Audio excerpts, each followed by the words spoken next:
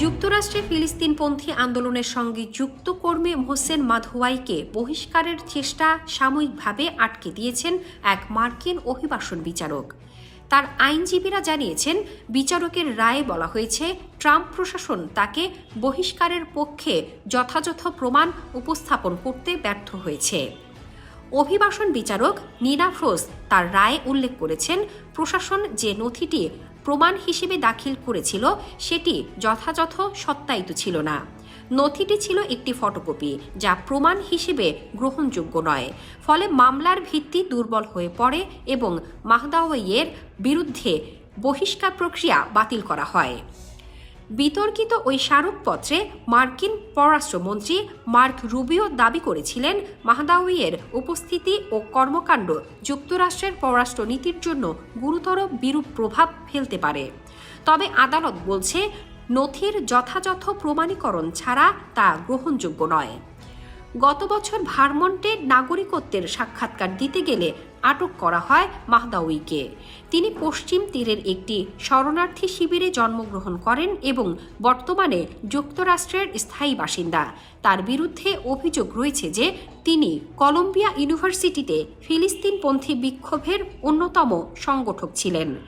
Trump প্রশাসন সাম্প্রতিক সময়ে ক্যাম্পাস ভিত্তিক ফিলিস্তিনপন্থী আন্দোলনে যুক্ত বিদেশি শিক্ষার্থীদের বিরুদ্ধেও অনুরূপ পদক্ষেপ নিয়েছে।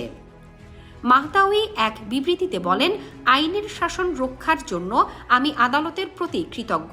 এই সিদ্ধান্ত শান্তি ও ন্যায়ের পক্ষে কথা বলার অধিকারের পক্ষে একটি গুরুত্বপূর্ণ পদক্ষেপ। তার আইনজীবীরা নিউ ইয়র্কে অবস্থিত US court of appeals for the second circuit রায়ের কপি দাখিল করেছেন। সেখানে মাহদাওয়ি তার গ্রেফতার ও আটকাদেশের বৈধতা চ্যালেঞ্জ করছেন। যদিও বহিষ্কার প্রক্রিয়া বাতিল হয়েছে, তিনি এখনও আটক অবস্থায় আছেন বলে জানা গেছে। হোমল্যান্ড সিকিউরিটি বিভাগের এক মুখপাত্র এক বিবৃতিতে বলেছেন, যুক্তরাষ্ট্রে বসবাস ও পড়াশোনার অনুমতি একটি বিশেষ সুযোগ। তিনি আরও বলেন, কোনো বিচারকই আমাদের আইনি দায়িত্ব পালনে বাধা দিতে পারবেন না। মার্কিন সংবাদ মাধ্যম এনবিসি নিউজ জানিয়েছে, প্রশাসন চাইলে এই সিদ্ধান্তের বিরুদ্ধে আপিল করতে পারে, তবে তারা এখনও সে বিষয়ে চূড়ান্ত সিদ্ধান্ত জানায়নি।